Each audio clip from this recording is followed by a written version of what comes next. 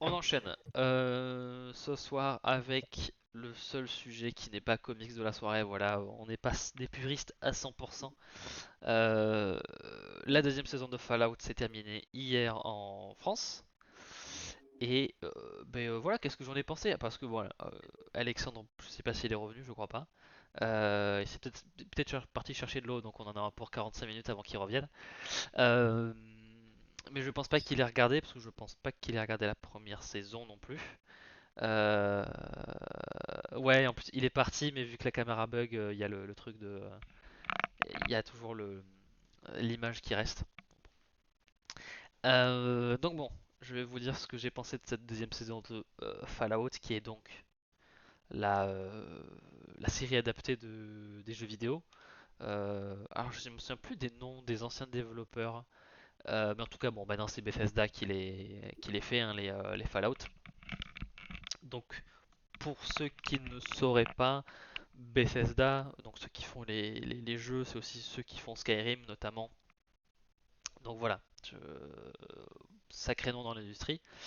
Donc bon, Fallout KCC, c'est une franchise de jeux vidéo à la base qui était un petit peu pas un point and click, mais il y avait une grosse dimension RPG euh, vraiment à l'ancienne, vu du dessus, où c'est genre beaucoup d'interactions, beaucoup de dialogues, genre des lancers de dés, enfin des trucs critiques, enfin voilà, donc c'est vraiment très très RPG à la base.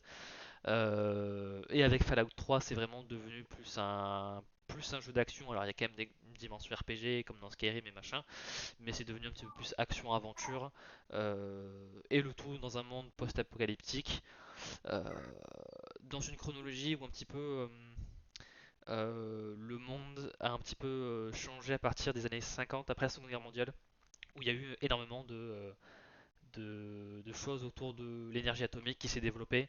Et il y a toute une esthétique qui est rétro-futuriste, où c'est un petit peu le futur que l'on imaginait dans les années 50-60 en termes de... Voilà, donc il y a un côté rétro, mais il y a aussi des technologies qu'on n'a pas dans notre monde à nous. Par exemple, eux, ils n'ont pas vraiment de microprocesseurs. Donc c'est beaucoup d'ordinateurs. Ils peuvent avoir des ordinateurs, mais c'est des trucs beaucoup plus gros, mais ils ont des robots qui volent et tout. Donc voilà, mais c'est un monde à l'esthétique très marqué, très marquante. Voilà le petit bonhomme avec le pouce là, voilà, c'est tout le côté un petit peu cartoon des années 50. Voilà, donc c'est ça un peu l'esthétique Fallout. Et donc voilà, post-apo, très satirique. C'est évidemment une critique sur la guerre, sur le capitalisme, les États-Unis, le gouvernement américain. Voilà, parce qu'il faut savoir que post-apocalyptique parce que il y a eu l'apocalypse, parce que voilà, le monde s'est quand même bien fait cramer la gueule avec pas mal de bombes nucléaires, notamment dû à un conflit entre la Chine et les États-Unis. Donc il y a tout l'affrontement communiste, capitaliste, etc. Donc voilà, c'est un petit peu ça Fallout. Beaucoup de bombes, des mutants, des trucs bien cracra, des armures plutôt cool. Donc voilà, c'est un très bel univers. Et c'est pas forcément très très con d'avoir adapté ça parce que rien que visuellement il y a des choses très très marquantes. Donc voilà. Du post-apo très satirique. Voilà, pour résumer ça en une phrase. La première saison, pour rappel, alors c'est une série notamment, je dirais, écrite par Jonathan Nolan, donc le frère de Christopher, euh, qui a notamment bossé sur Westworld, sur Person of Interest. Donc bon, pas un manchot le type.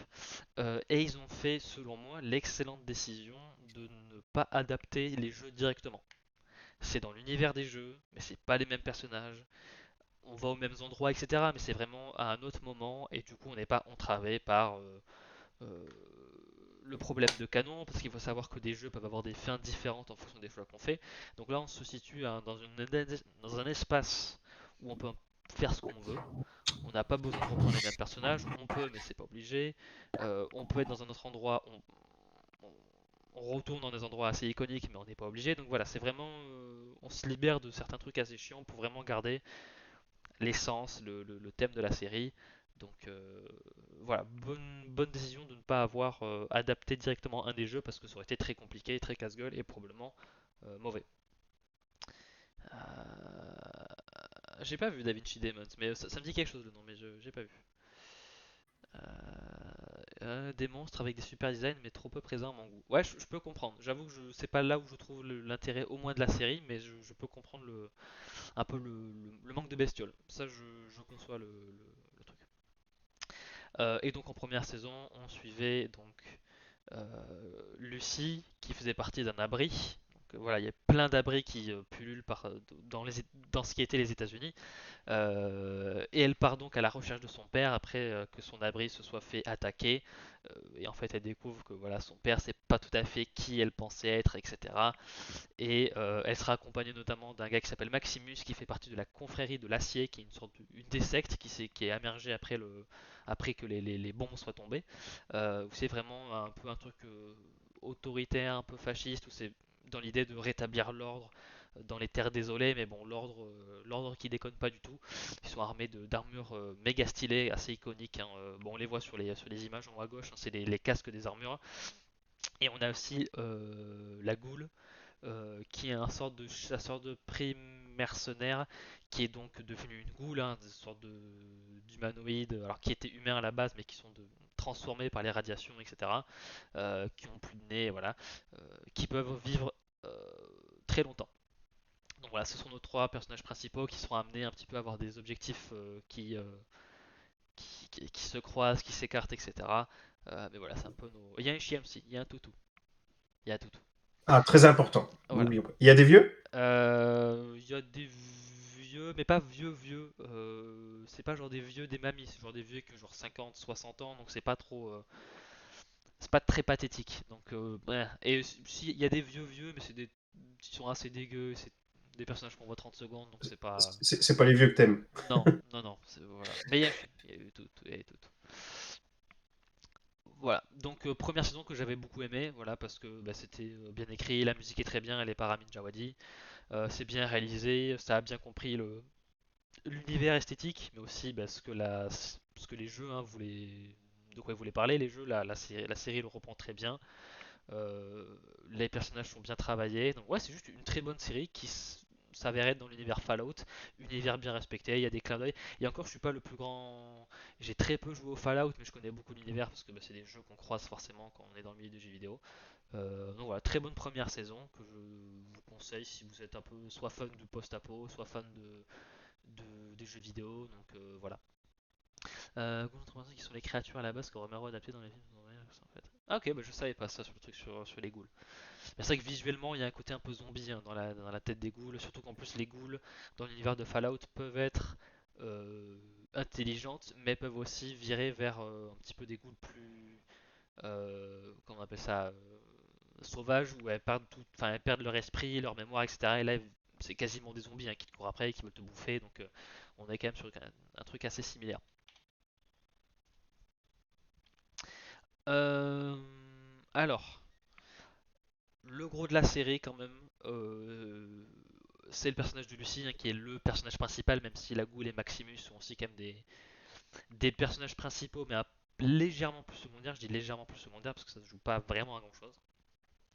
Et autant la saison d'avant, on avait d'autres combinaisons de personnages. Là, cette saison, on a beaucoup de Lucie et de la Ghoul qui, j'allais dire par le fruit du hasard. C'est pas vraiment le fruit du hasard, mais par le fruit des circonstances, se retrouvent à avoir un objectif commun. Et on les suit. Alors, Lucie, c'est toujours de retrouver son père, oui, de retrouver son père. Et la Goule, c'est retrouver sa famille. Les deux objectifs sont quand même très liés l'un avec l'autre. Et on les voit énormément, surtout les deux premiers tiers de la saison. Et c'est un duo qui fonctionne très très bien. Déjà parce que les acteurs sont bons, ils ont une bonne alchimie. Hein. Donc Lucie, c'est Ella Purnell. C'est elle qui jouait notamment Jinx dans Arcane. Et après, je l'ai pas trop vu ailleurs pour le moment. Je n'ai pas vu toute sa biographie. Et la Ghoul, c'est Walton Goggins qui a notamment joué dans Les 8 salopards de Tarantino. Je crois que c'est l'ancien soldat confédéré. Ah, oui. Voilà. Ok. Donc un acteur que j'aime beaucoup, qui jouait aussi notamment dans Community, qui c'est la voix de Cécile dans Invincible aussi notamment. Cécile Stedman, le gars à la tête de, je sais plus comment elle s'appelle l'agence d'Invincible, le Pentagone quoi en gros. Donc voilà, acteur que j'aime beaucoup, alors qu'on reconnaît un petit peu difficilement avec le maquillage. Mais voilà, c'est bien lui. Donc voilà, les deux acteurs. Oui, c'est vrai qu'il est dans Sons of Anarchy, que j'ai pas encore vu, mais c'est vrai que oui, je vois quel personnage il joue. Euh, Très bon duo parce que bah, du coup, la Ghoul, c'est quelqu'un de très désabusé, cynique. Ça fait il a vu les décennies. Il est en vie depuis je sais pas combien d'années de décennies. Il a vu un peu toute l'évolution des Terres désolées. Vraiment, c'est tuer pour survivre. Enfin, c'est vraiment aucun état d'âme ou quoi que ce soit. Et à l'inverse, Lucie, c'est bah là, elle a à peine 25 ans, un truc comme ça. Elle a mon âge à peu près. Et elle sort d'un abri où bah, dans les abris, les gens ont des vies très protégées, un peu beaucoup plus semblables à ce qu'ils étaient avant la guerre. Donc, c'est des gens beaucoup plus naïfs, à la limite même de la stupidité, qui ont grandi dans des environnements complètement irréels et en décalage avec la surface. Euh, Depuis énormément de temps, hein. Il faut savoir que un point abordé notamment durant la saison, il y a quand même quelques problèmes de patrimoine génétique, hein, parce que les gens commencent un petit peu à avoir des enfants avec des gens qui sont un petit peu trop proches de leur arbre généalogique.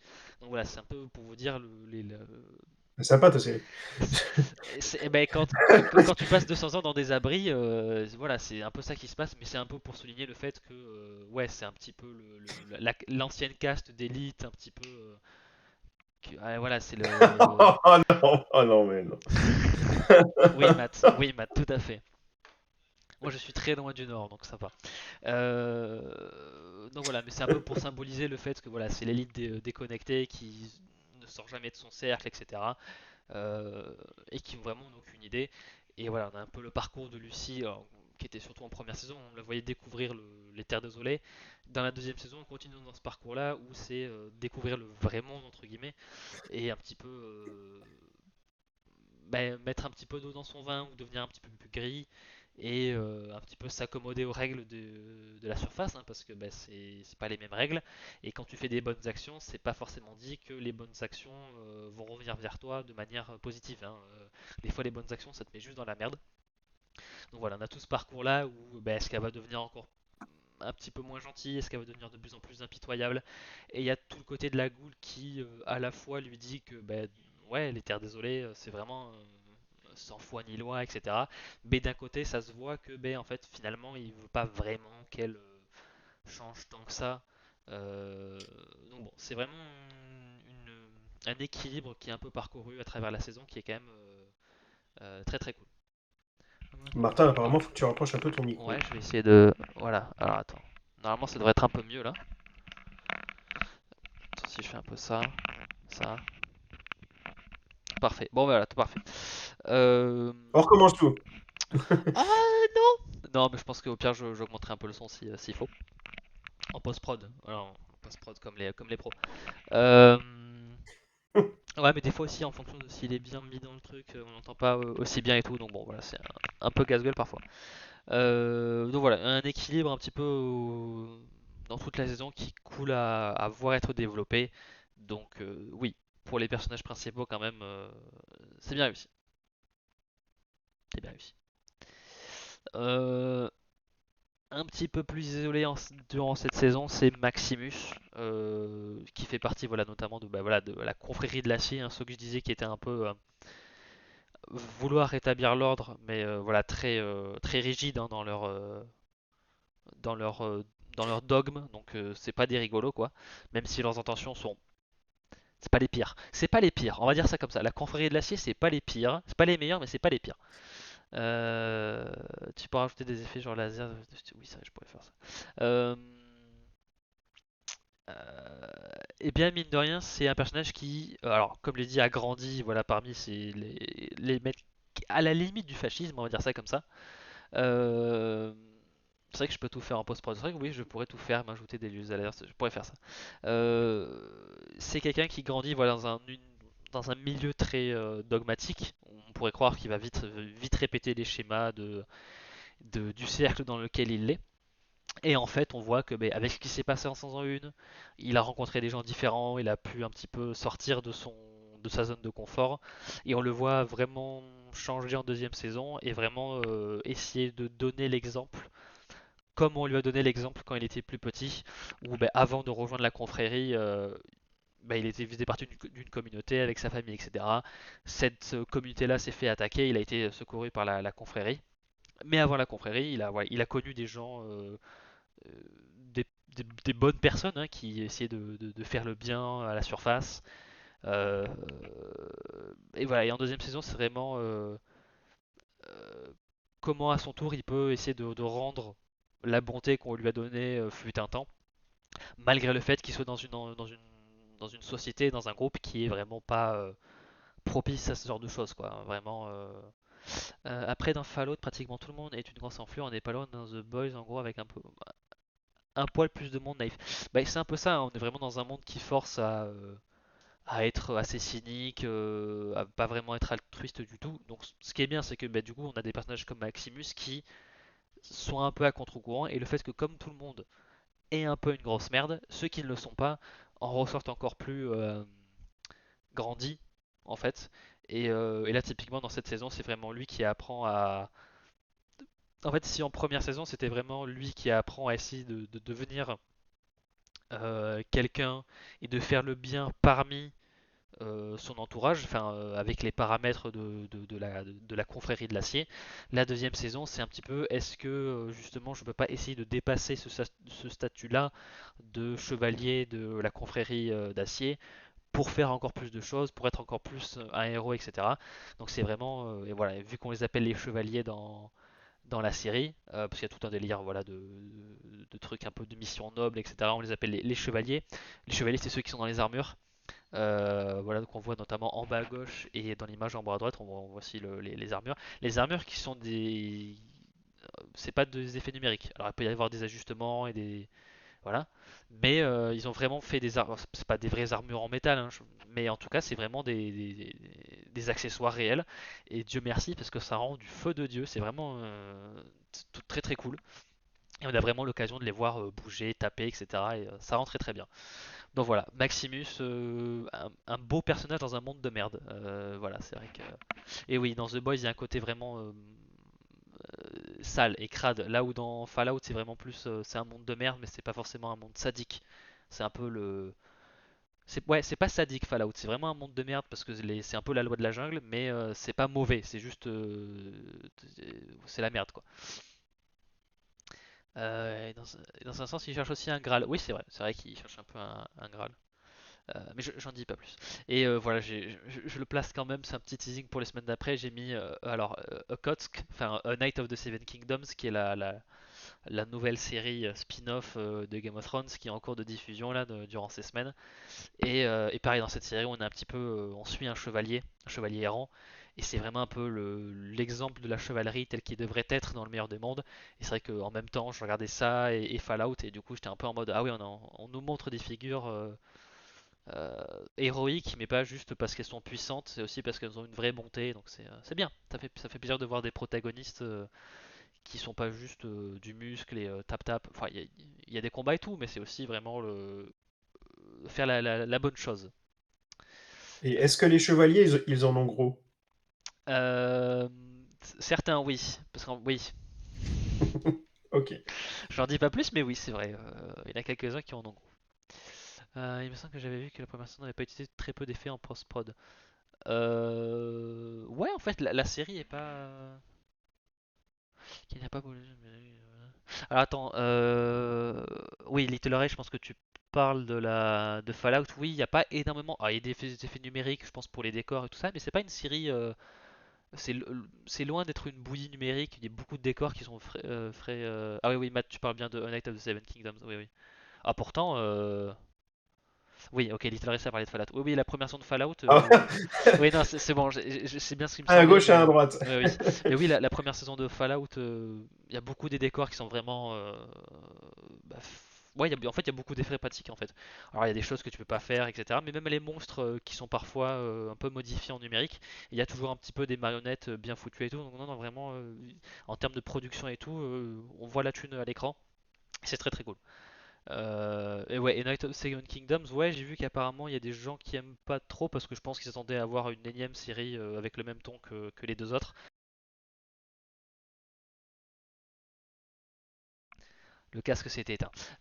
Mais oui, non, la nouvelle série, c'est pas du tout le même ton. Et pourtant, c'est parmi mes choses préférées de l'univers, donc je comprends pas. Et c'est bien meilleur que la deuxième saison de House of the Dragon pour le moment, donc bon, voilà. Mais bon, ça, on aura l'occasion d'en reparler à un autre moment, mais écoutez, les gens sont cons.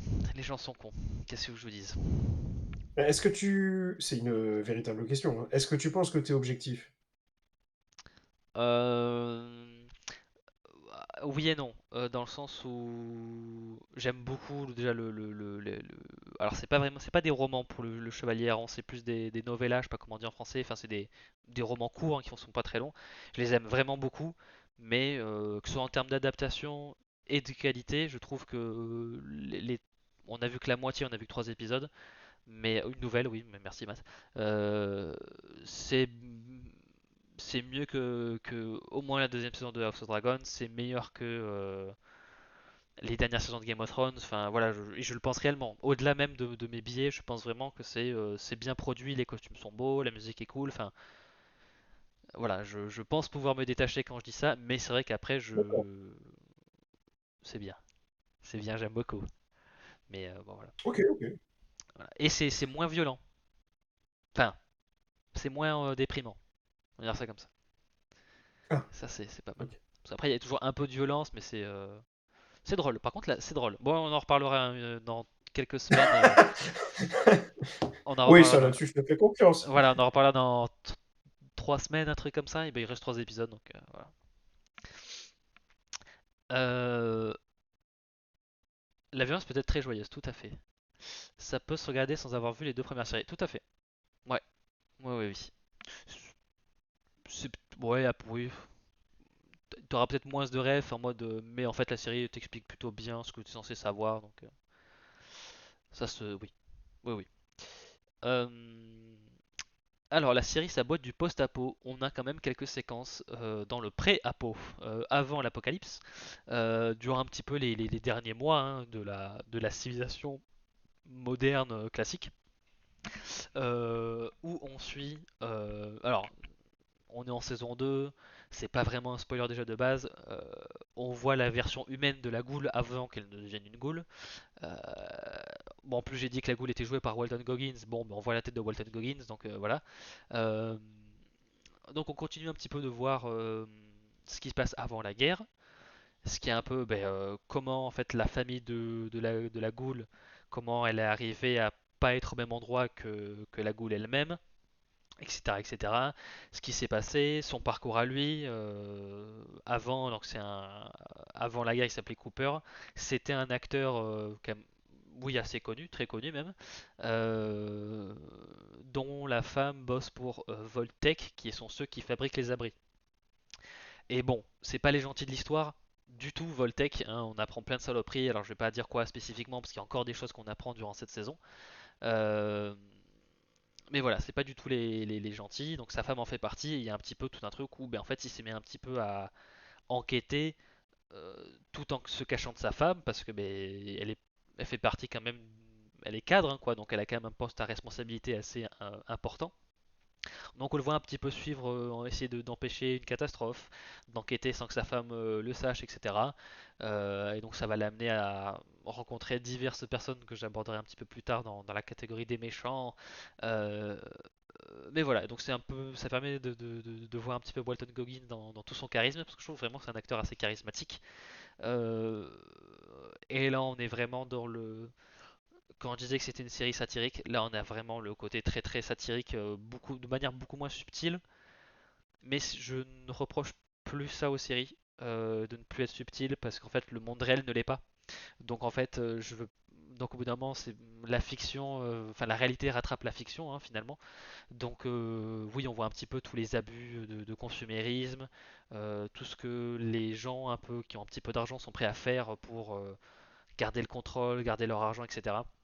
Et voilà, dans toutes les séquences en flashback avec Cooper, on voit vraiment la décadence en fait de la fin de ce monde-là. Donc c'est là où on a vraiment tous les messages un petit peu ouais sociétaux, alors politiques je sais pas, mais en tout cas sociétaux de la franchise en général. Et c'est vraiment pas subtil, mais en même temps notre monde à nous n'est pas subtil, le monde de la série n'est pas subtil, donc en fait on est vraiment typiquement dans ce qu'on verrait en fait dans notre monde à nous, donc je peux pas dire que c'est faux ou que c'est mal fait ou quoi que ce soit parce que bah, c'est juste pas vrai quoi. Donc oui voilà, Matt le dit, c'est un acteur vétéran de guerre. On a notamment un petit flashback. Euh, alors il faut savoir que la guerre entre les États-Unis et la Chine se passe principalement en Alaska, donc le fait qu'il neige sur la photo en bas à gauche, où on voit voilà Cooper avec les armures T-45 qui sont les armures ancienne génération, puisque voilà la plupart des armures qu'on voit dans la série, donc après dans la période post-apo, sont des T-60, qui sont pas du tout à fait la même gueule, mais elles sont tout aussi classe, je trouve. Donc voilà, petit passage en Alaska où on se fait un petit peu caca dessus, j'en dis pas plus. Oui, Alaska, pas Groenland. Il faut séparer l'actualité. Euh, mais c'est vrai qu'en fait, il y a beaucoup de trucs qui reviennent à se battre pour des terres gelées. Bon, on n'est pas encore dans les conflits armés chez nous, Dieu merci. Mais voilà, on a quelques scènes, voilà, un petit peu plus de combat, etc. C'est pas le principe de la série, hein, loin de là. Mais on a là aussi pas mal de messages sur les intérêts privés, les intérêts publics, le complexe industriel. Attends, c'est comment on dit? Les complexes industrialo-militaires, un truc comme ça. Je sais pas si ça se dit vraiment comme ça en français, mais enfin voilà, tout le rapport entre industrie et armée et conflit. Donc on est vraiment, en plus dans une sorte de guerre froide qui s'est réchauffée militaro-industrielle. C'est vrai que c'est plus joli comme ça, merci Matt. Euh, Oui, donc dans voilà, l'autre sens, c'est mieux, effectivement. on aborde plein de choses avec Cooper, donc c'est encore pertinent de le voir avant la chute du monde. Et ça permet de voir vraiment aussi l'esthétique rétro-futuriste dans toute sa splendeur. Parce que oui, ben, dans la période post-apo, ben, tout est dégueulasse, quoi. Il y a du sable partout, tout est délabré, etc. Là, on voit les véhicules avec les sortes de mini-réacteurs, enfin les sortes un petit peu comme les Batmobiles, il y a des bagnoles avec des sortes de ronds à l'arrière dans le coffre, on dirait que ça va faire un booster ou quoi que ce soit. Enfin, c'est vraiment l'occasion de voir tout l'esthétisme Fallout dans toute sa splendeur, dans tout le côté un peu immaculé, donc c'est plutôt cool. Et puis j'aime beaucoup Walton Goggins. Et bon. J'ai dit beaucoup de bien, mais il n'y a pas que du bien. Il y a quelques storylines dans la saison qui traînent un peu. Alors elles sont jamais pas, en fait elles sont jamais inintéressantes, mais elles avancent pas tout au même rythme, loin de là. Et tout ce qui se passe autour du frère de Lucie, Norm, euh, c'est plutôt intéressant, mais c'est vrai que étaler ça sur toute une saison, c'est quand même pas énorme.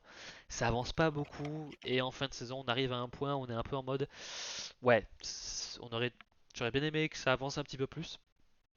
Après, quand je dis que ça prépare l'avenir, ce pan-là de la narration aborde, on va dire, un élément de l'univers Fallout qui au final rejoint un petit peu l'évolution naturelle des autres histoires de cette saison, euh, mais via un aspect très particulier qui peut potentiellement amener à beaucoup de choses par la suite. Donc c'est plus lent que le reste, mais ça reste quand même assez vital et pertinent dans ce que ça raconte parce que ben, en fait ça mène vers un petit peu une convergence de pas mal de choses. Et je pense que au vu notamment du méchant principal de la prochaine saison, enfin ce que je pense être le méchant principal dans la prochaine saison, ça va être assez important. Donc voilà, c'est pas non plus du temps perdu, mais c'est vrai que ça aurait mérité d'aller un petit peu plus à vitesse supérieure, quoi. C'était pas mal.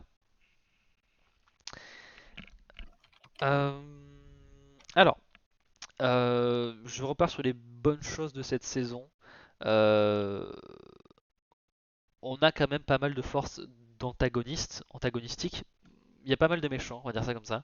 Et ce qui est bien, c'est que, bah, un peu comme le monde de Fallout, c'est très varié. On a aussi des méchants variés. Et c'est Culkin? Oui, en haut à droite, c'est Macaulay Culkin, je Oh crois. vache! Ah oui. Ok. Et ben on va commencer par lui du coup, euh, qui est membre de la Légion de César. Alors, j'ai regardé la série en VO, en VO. oui, en anglais, César c'est Caesar. Sauf que euh, je doute que beaucoup de gens savent écrire et lire des mots dans cet univers-là. Donc en fait, au fur et à mesure du temps, euh, ils ont en fait transformé le nom de César en Kaiser. Parce qu'en fait, la manière dont c'est écrit, ben oui, quand tu le lis, tu peux aussi dire le prononcer Kaiser et c'est pas faux quoi, parce que si tu lis vraiment le C, le A, le E, le S, le A et le R, ça peut faire Kaiser et pas Caesar. Donc maintenant c'est devenu Kaiser's Legion alors que ça n'a aucun sens et pour des gens qui sont prétendument à fond dans la Légion romaine et machin, ils prononcent même mal le nom de leur leader. Donc voilà, c'est vraiment eux euh, les gros débiles, enfin les gros débiles. Les méchants, alors ils sont quand même assez menaçants hein, parce qu'on voit un petit peu leurs exactions dans pas mal d'épisodes. C'est pas des chic types, hein, esclavage, meurtre, torture, tout ce que tu veux, ça crucifie des gens, enfin voilà, c'est vraiment des grosses merdes, mais on les voit aussi être assez stupides, et ils sont à un point où ils sont un petit peu en guerre civile avec une autre faction de Légion, euh, parce que ben voilà, leur ancien leader est mort, et ils sont un peu en mode qui est le prochain César, et ils sont un petit peu en mode non c'est moi, et en fait au milieu des deux camps qui se font la guerre, il y a juste la dépouille de César, et en fait il y a un mot au milieu de qui est le successeur, et ça fait genre je sais pas combien de temps qu'ils se tapent dessus, donc euh, ça fait très cartoonesque quoi, donc c'est vraiment eux les méchants ridicules, ce qui est un poil dommage parce que c'est vrai que la Légion, surtout dans Fallout New Vegas, c'est quand même une grosse menace, une grosse menace. Peut-être qu'en saison 3 on verra ce côté un petit peu plus menaçant. C'est pas impossible. Mais bon, c'était surtout voilà, le côté vraiment ridicule de ce monde-là. Dans l'horreur ridicule du monde de Fallout, voilà, la Légion, c'est le meilleur exemple. Euh, L'opportuniste. Ça, c'est une des meilleures surprises, je pense, de cette deuxième saison. Le personnage de Stéphanie, qu'on voit en bas à gauche, qui fait partie donc d'un abri. Euh, et très vite, on comprend que c'est vraiment pas une personne très très sympa. Et elle se place un petit peu en antagoniste via Chet, un des personnages qu'on suit dans les abris. Mais la série la présente sous un nouveau regard, un petit peu en explorant son passé et tout ce qu'elle a fait pour venir là où elle en est. Et on prend tout de suite, euh, on a un nouveau regard sur ce personnage-là parce on comprend ses motivations. Salut Bishop, j'espère que tu vas bien. Bonsoir, Richard. Euh, donc voilà, on a un tout autre regard sur ce personnage-là, qu'on pourrait presque même prendre en sympathie, parce qu'en fait on comprend bien que on suit beaucoup de gens qui sont vraiment liés à Voltec ou dans les abris, mais il ne faut pas oublier que c'est tout un système qui est bâti sur énormément de souffrance et d'impérialisme, notamment américain à l'époque. Euh, et en fait, toute personne qui on va dire, se met en opposition vis-à-vis de Voltec peuvent être des gros connards, mais il faut pas oublier non plus que Voltec est un gros connard en lui-même. Enfin, l'entreprise de Voltec est un condensé de gros connards. Donc voilà, ça complexifie énormément les choses parce qu'il y a des gens sympas qui sont à Voltec, mais il y a aussi des connards à Voltec. Il y a des gens sympas qui sont opposés à Voltec et il y a des gens connards qui sont opposés à Voltec. Donc Voltec, si je le prononce mal, voilà, c'est la technologie des abris quoi, en gros. Donc voilà, ça complexifie plein de choses, mais ça crée des gens assez trois dimensionnels en fait finalement, hein, qui ont pas tous, qui sont pas uniquement que gentils, pas uniquement que méchants. Euh, voilà. Et en plus, sur la conclusion de ce personnage-là, en saison 2, on aurait pu s'attendre à pas une rédemption, mais en tout cas un virage dans la bonne direction. Et c'est peut-être pas forcément le cas. Ça dépend où est-ce que ça va amener, mais c'est encore en suspens et très curieux de savoir comment ça va évoluer. Euh, et ensuite, on a les calculateurs. Donc en bas à droite, on a. Alors, c'est Kyle MacLachlan, je sais jamais comment on prononce. Pas de soucis, Bishop. Qui est notamment dans Twin Peaks. Qui était aussi dans Desperate Housewives. Tout à fait. Ça vient de me revenir comme ça. Euh, Ah, qui a. c'est l'acteur principal, c'est ça? Dans Twin Peaks. Oui, tout à fait. C'est vrai que je le reconnais un peu moins parce il a pris un petit coup de vieux, hein, Ouais, ouais, ouais. forcément. C'est le gars de l'ancienne Dune, c'est vrai, c'est Paul dans le Dune de Lynch. Euh, qui joue le père de Lucy, donc la personne que Lucy veut retrouver. Euh, et ça reste une. Comme je disais, quand je dis qu'il y a des gens qui sont assez complexes, assez trois-dimensionnels, typiquement là on en fait partie. On a une attache émotionnelle via Lucy parce que ben, c'est son père, etc.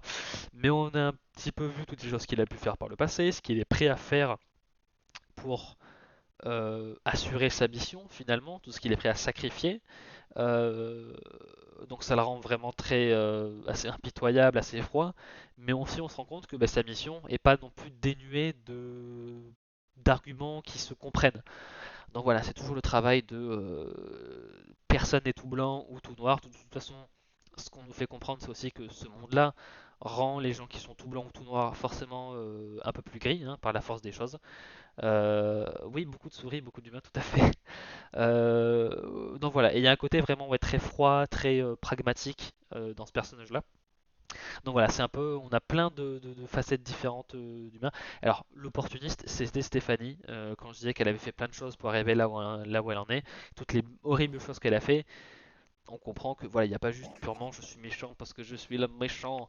Donc voilà, c'était le côté opportuniste. Euh, En haut à gauche, on a le personnage de Robert House, qu'on pourrait peut-être classifier dans méchant calculateur. Calculateur, ça il l'est, ça c'est sûr. Méchant, et oui et non. Assez gris. Alors, j'ai pas fait tout Fallout New Vegas, donc je suis pas arrivé au bout de l'histoire. Donc je peux pas dire à quel point c'est un connard ou pas. Donc parce que Robert House est un personnage qu'on voit dans Fallout New Vegas. Mais voilà, Matt le dit, c'est un cas assez compliqué. Parce que c'est un connard, mais il n'est pas forcément toujours du mauvais côté. Euh, il a réussi quand même notamment à faire en sorte que Vegas soit pas complètement détruit. Mais il cherche aussi que ses propres intérêts. Enfin, c'est quelqu'un en fait, il fait toujours il fait toujours ce qu'il arrange. Et des fois, ce qu'il arrange, c'est très bien, c'est bien pour tout le monde. Mais des fois, c'est pas bien pour tout le monde. Mais bon, c'est Justin Theroux, donc il l'interprète très très bien. Là aussi, il est charismatique. Donc c'est compliqué. Je l'ai mis dans le méchant parce que c'est quand même une force un petit peu d'opposition, mais on le voit aussi qu'il n'est pas. On va dire que quand il n'a pas à être méchant, il l'est pas et il va pas chercher les emmerdes, il va pas chercher à compliquer quoi que ce soit. Donc c'est vraiment, il est après ses propres objectifs. T'es T'es face à lui, il va faire en sorte que tu dégages. Mais si t'es de son côté, il va rien te faire et des fois il va même t'aider. Enfin, c'est compliqué, mais c'est à l'instar tous les autres aspects de Fallout, ouais, c'est compliqué, c'est nuancé, c'est gris, mais c'est bien en tout cas. Puis c'est Justin Theroux qu'on voit pas assez à mon goût, donc c'est dommage. Euh, En verdict, globalement, je vais pas revenir sur tous les points que j'ai abordés. Le début de la saison traîne un petit peu. Euh, c'est un petit peu plus lent, ça remet un petit peu les choses en route, etc. Mais surtout à partir de l'épisode 5, ça accélère vraiment. Mais à partir de l'épisode 3-4, ça commence déjà un peu à s'améliorer. Mais c'est vrai qu'on a une première moitié un petit peu plus lente, qui reste quand même agréable à regarder. Hein, mais c'est vrai que c'est un petit peu plus lent. Mais c'est vrai que sur la deuxième moitié, on est vraiment sur chaque semaine des très bons épisodes. Euh, ouais, enfin tout est vraiment très très bien. Personnage, univers, musique, réal, design de monstres. C'est vrai qu'un petit peu plus de monstres, un petit peu plus d'exploration, ça aurait été un petit peu pas mal. Les événements de l'histoire elle-même se prêtaient moins à l'exploration comme dans la première saison. Mais c'est pas dit qu'en troisième saison ça revienne. Je pense même qu'en troisième saison on aura une exploration d'une zone qu'on n'a pas beaucoup vue euh, en dehors de Vegas, en dehors de Los Angeles. Mais voilà, ça reste, je pense, la meilleure adaptation de jeu vidéo tout court, plus que The Last of Us.